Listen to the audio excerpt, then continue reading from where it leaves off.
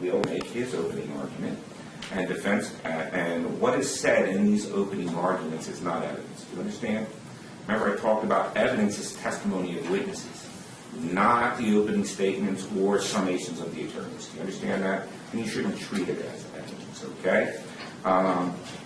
During the trial, attorneys may make objections as evidence is offered, and they may address other motions to me. And indeed, it is their obligation to bring such objections or motions when they feel it is appropriate to do so. I have a duty to rule upon any objections or motions that are made to me based upon the law.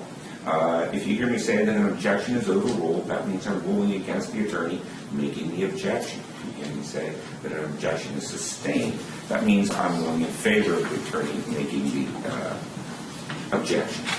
Anything excluded by me is not evidence and must not be considered in your deliberations, even if you hear it. So if there's something that I'm excluding, I know you heard it, but I'm telling you, you have to set that aside as if you did not hear it. Does everybody understand that? Okay, now, sometimes these evidence questions or legal questions will be heard in your presence in open court. Other times it's sidebar, or you may be excused to go back to the deliberation room so that I can hear that matter in open court in order to resolve that issue. I realize that sitting there, which you guys have already got some experience of doing this morning, is not very pleasant, and I will endeavor to minimize the amount of time that may be necessitated by any individual application. But please be patient and understand that I'm trying to get you back in here as quickly as I can, okay? Now, you should not conclude that because I rule one way or another, I have any feelings about the outcome of this case. I do not. But even if I did, you would have to disregard that. Do you understand? Because it is your determination of the facts that is controlled. Now, during the trial and from time to time, as I told you last we spoke, there shall be recesses. And during those recesses, you're not to talk to each other about what's going on. Do you understand? Remember those rules I gave you last time? They apply during the trial also, okay? So not just when you go home on a break, but when you're on a break here, or any time you're back in the deliberation room, you can't talk about the case, okay? Even you may hear some very compelling things that naturally you would want to discuss with somebody. Oh my goodness, did you just hear that? But you can't do it. You understand? You have to save it for the actual deliberations. Keep those thoughts to yourself, okay? Pay attention, all right? Listen to the evidence. And at the end, then, with your other deliberating jurors, will be the first time that you can actually talk about it, okay? Now, when I talk to you about not having any discussions with anyone else, that includes any of your family members or other persons, and conversations include providing an account of what happened during the trial, or what's been going on during the trial, or what you've done during the day. Remember our conversation? Go back home and tell everybody, don't even ask me what my day was like when I'm on jury service, okay? Remember that? I hope everybody took the opportunity to do that. It also includes, however, any electronic communications now. They include such things as telephones, cell phones, smartphones, Blackberries, iPhones, PDAs, any computer or internet locations, any email, text, or instant message service, chat room, blog, website, anything such as Facebook, MySpace, YouTube, or Twitter. All right, so you're not going to be tweeting anybody about what's going on here. And you're not going to look for or respond to or read any tweets about this case. Do you ever understand that? So you have, in today's day and age, we have a lot of social media, okay? And some of it gets right in our face, whether we want to see it or not. But you've got to recognize that when something maybe related to this case comes to your attention, you have to avoid it. Do you understand? Don't read it at all, okay? That's an obligation you have here as a juror. It's difficult. I understand that in today's day and age. But it is your obligation. Does everybody understand that? Okay, now, the reason, of course, is that you should not begin any deliberations until the entire case has been concluded, until you've heard from all of the witnesses the final arguments of the attorneys and my instructions to you on the law. And it would be improper for any outside influence to intrude upon your thinking And if anyone should attempt to discuss the case with you, you should report that fact to me or my staff immediately. The other thing is you do not tell your fellow jurors. You understand that? So if somebody should approach you and ask you questions about this case or anything like that, you don't turn to your fellow juror and say, "Boy, that person just came up to me and tried to," you don't do that. Find a sheriff's officer, find court personnel, report it to them, and then I'll deal with it. Does everybody understand that? Okay. Now,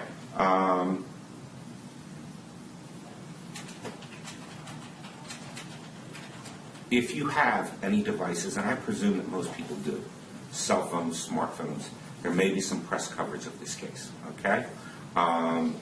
You are not to access them to find out anything about this case. You're not going to do any research.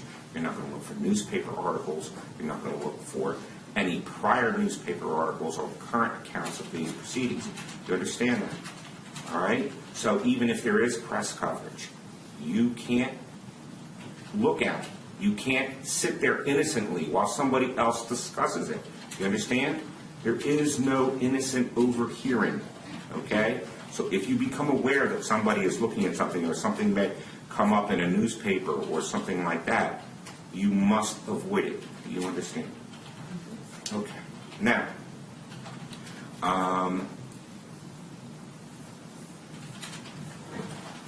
if you need to contact the court, there is a number that is provided to you, and that number will also provide you with, like we did the other day, said, "Oh, come in at 10 o'clock. I wish I had said 11 o'clock. Sorry about that." But that number is available for your communications when you're not here. Okay, so if you see a call in from that, that's one of the ones you want to take that call. Okay. Now, during the jury selection process, you are asked to respond to a series of questions from the court and from the attorneys. And if during the course of the trial you realize that maybe you made a misstatement about some of those facts, or omitted something that you say, "Oh, maybe that's important, maybe I should have told you about that," or if conditions change that may change any of your responses, you do not tell your fellow jurors about that. Again, same process we said before. Notify court personnel, they'll bring it to my attention, then I'll decide what we need to do about that, okay? All right. But like I said, you're all jurors here, but you don't get to talk to each other about anything right now, okay? You'll get to do a lot of talking later. But for now, you have to keep your thoughts and your observations to yourself. Now, during the trial, you're not to speak or to associate with any of the attorneys, the witnesses, or Mr. Monell, nor are they permitted to speak or to associate with you. This separation should not be regarded as rudeness. It is a proper precaution to ensure the fairness of the trial to both sides. If anyone connected to this case, as I said, or any other person approaches you or attempts to influence you in any way, do not discuss it with the other jurors. Tell the officer or court personnel, and I'll deal with it. Now, that includes members of the press. You understand? Nobody from the press should be coming up and asking you anything while you are sitting on this jury. I'll have a discussion with you after the trial with regard to what you may or may not do with regard to the press at that time. But during the course of the trial, no one, including the press, should be talking to you. Does everybody understand this? Okay. Now, your deliberations must be based solely upon the testimony and the exhibits admitted into evidence and without any outside influence or opinions of relatives or friends. Additionally, do not read any news stories or articles in print or on the internet or any blog about this case. Additionally, I must instruct you not to read any newspaper articles or search for or research information related to this case. Now, like I said, you don't go looking for newspaper articles. You also don't go looking for definitions of words that you may hear or topics that may be discussed. Like I said, you're not here as investigators. You understand? You're not supposed to be doing research about this case. You're supposed to be...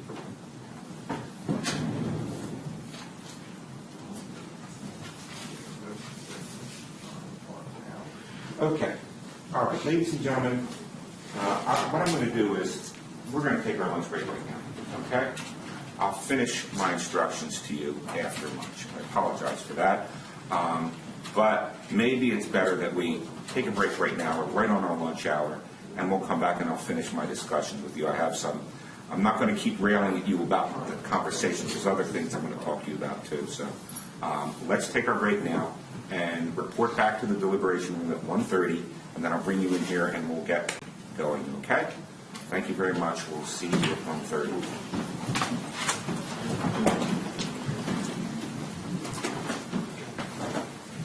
About locations, you don't take the long way home to drive by to see what it looks like, or you don't go on Google Earth or something and get a satellite image of what it looks like. Understand? There are a lot of reasons for that. One of the reasons is what it looks like today may not be what it looked like back whenever something may have happened, or the satellite image might be something older or newer than what it looked like. And the other thing is that you're not supposed to do that, okay? Just rely upon what you get in the courtroom, okay? Now, remember, the court and the parties rely upon your good faith in following these instructions I give you, okay? It ensures the fairness of the trial. And because this instruction is so important, I've already told you, I think most of my time, all the things I've told you about is what you're not supposed to do, okay? Keep that in mind. Now I'm going to talk about what you are supposed to do, okay? All right, now, since you are the sole judges of the facts, you must pay close attention to all the testimony. It is important you carry with you to the jury room not only a clear recollection of what was said, but a clear recollection in the manner in which that testimony was given. It will be your duty to pay careful attention to all of the testimony. If you're unable to hear any of the questions or answers, just raise your hand. I'll instruct the witness to speak up, speak more clearly. As jurors, you will be required to pass upon all questions of fact, including the credibility or the believability of the witnesses. You are not permitted to visit the scene, as I indicated to you, and you're not permitted to take notes. Experience has shown that note-taking is distracting. It is better to depend upon the combined recollections of all of the jurors than upon the notes taken by one or more of those jurors. Now, at the conclusion of the testimony, the attorneys will speak to you once again in summation. At that time, they will present to you their final arguments based on their respective recollections of the evidence. I remind you, their recollections of the evidence is not evidence, okay? It is your recollection of the evidence presented that is controlling. All right, so they tell you this was said and you don't recall it that way. It's what you recall, not what they tell you. Understand? Okay, now, following summations, you will receive your final instructions on the law from me, and you'll then retire to consider your verdict. You are not to form or express an opinion on this case, but are to keep an open mind until you've heard all of the testimony, the summations of the attorneys, had the benefit of my instructions as to the applicable law, and have then been instructed to begin your deliberations. It is your duty to weigh the evidence calmly, without any bias, passion, prejudice, or sympathy, and to decide the issues based upon their merits. You, as the jurors, should find your facts from the evidence adduced during the trial. Evidence may be either direct or circumstantial. Direct evidence means evidence that directly proves a fact without an inference, and which in itself, if true, conclusively establishes that fact. On the other hand, circumstantial evidence means evidence that proves a fact from which the inference of the existence of another fact may be logically drawn. An inference is a deduction of fact that may reasonably be drawn from another fact or group of facts established by the evidence. It is not necessary that facts be proven by direct evidence. They may be proven by direct evidence or circumstantial evidence, or by a combination of direct and circumstantial evidence. Both direct and circumstantial evidence are acceptable means of proof. Indeed, in many cases, circumstantial evidence may be more certain, satisfying, and persuasive than direct evidence. In any event, both circumstantial and direct evidence should be scrutinized and evaluated carefully. A conviction may be based on direct evidence alone, circumstantial evidence alone, or a combination of direct and circumstantial evidence, provided, of course, that it convinces you of the defendant's guilt beyond a reasonable doubt. Conversely, if direct or circumstantial evidence gives rise to a reasonable doubt in your minds as to the defendant's guilt, then the defendant must be found not guilty. Now I'm going to give you an illustration of the difference between direct evidence and circumstantial evidence. And the fact to be proven is that it snowed last night. Now, I don't think it snowed last night, but this is a hypothetical, okay? Direct evidence that it snowed last night could be found from a witness who takes the stand and says, well, they were at home last night, and in the middle of the night they looked out their window, and the snow was falling from the sky. Now, that person's testimony, if it is believable, is direct evidence that it snowed last night. Circumstantial evidence that it snowed last night would be from a witness who gets in the stand and testifies that last night, before they went to bed, they looked out their bedroom window and looked out at their lawn, and there was nothing on the lawn. Then when they woke up in the morning, they looked out that same window, and their lawn was covered with snow. That testimony, again, if believable, would be circumstantial evidence that it snowed during the night. Witness never saw the snowfall, but the fact that there was no snow the night before and then snow in the morning is circumstantial evidence that it snowed during the night. You see the difference? Okay, now, as the judges of the facts, you were to determine the credibility of the witnesses, and in determining whether the witness is worthy of belief and therefore credible, you may take into consideration the appearance and demeanor of the witness, the manner in which he or she may testify, the witness's interest in the outcome of the trial, if any, his or her means of obtaining knowledge of the facts, the witness's power of discernment, meaning their judgment and their understanding, his or her ability to reason, observe, recollect, and relate, the possible bias, if any, in favor of the side for whom the witness has testified, the extent to which, if at all, each witness is either corroborated or contradicted, supported or discredited by other evidence, whether the witness testified with the intent to deceive you, the reasonableness or unreasonableness of the testimony of the witness, and whether the witness made any inconsistent or contradictory statements, and any and all other matters in the evidence which serve to support or discredit his or her testimony. During your deliberations, you may ask, what is more reasonable, the more probable, or more logical version? Inconsistencies or discrepancies in the testimony of witnesses or between witnesses may or may not cause you to discredit such testimony. Two or more persons witnessing the same event may hear it differently. An innocent misrecollection, like a failure of recollection, is not an uncommon experience. In weighing the effect of a discrepancy, consider whether it pertains to a matter of importance or an unimportant detail, and whether the discrepancy results from an innocent error or a willful falsehood. Now I'm going to talk to you a little bit about expert testimony, okay? As a general rule, witnesses can testify only as to facts known by them. This rule ordinarily does not permit the opinion of a witness to be received as evidence. However, an exception to this rule exists in the case of an expert witness who may give his or her opinion as to any matter in which he or she is versed, which is material to the case. In legal terminology, an expert witness is a witness who has some special knowledge, skill, experience, or training that is not possessed by the ordinary juror, and who thus may be able to provide assistance to the jury in understanding the evidence presented and determining the facts of the case. You are not bound by such experts' opinion, but you should consider each opinion and give it the weight to which you deem it is entitled, whether that be great or slight. You may even reject it. In examining each opinion, you may consider the reasons given for it, if any, and you may also consider the qualifications and credibility of the expert. It is always within the special function of the jury to determine whether the facts on which the answer or testimony of an expert is based actually exist. The value or weight of the opinion of an expert is dependent upon, and no stronger than, the facts on which it is based. In other words, the probative value of the opinion will be dependent upon whether, from all of the evidence in the case, you find that the facts upon which it is based exist.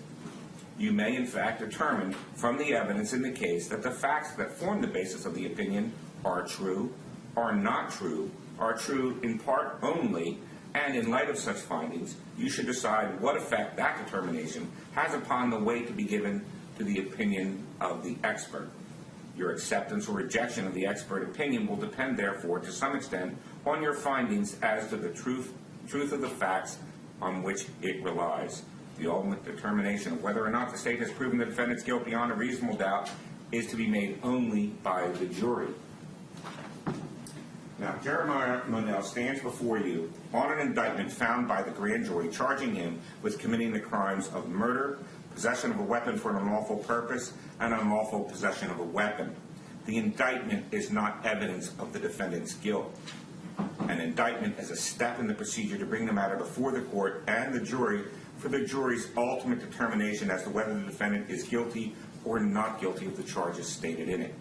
The defendant has pled not guilty to the charges, and the defendant on trial is presumed innocent, and unless each and every essential element of an offense charged is proved beyond a reasonable doubt, the defendant must be found not guilty of that charge. The burden of proving each element of a charge beyond a reasonable doubt rests upon the state, and that burden never transfers to the defendant. It is not the obligation or the duty of the defendant in a criminal case to prove his innocence or to offer any proof related to his innocence. The prosecution must prove its case by more than a mere preponderance of the evidence, yet not necessarily to an absolute certainty. The state has the burden of proving the defendant guilty beyond a reasonable doubt.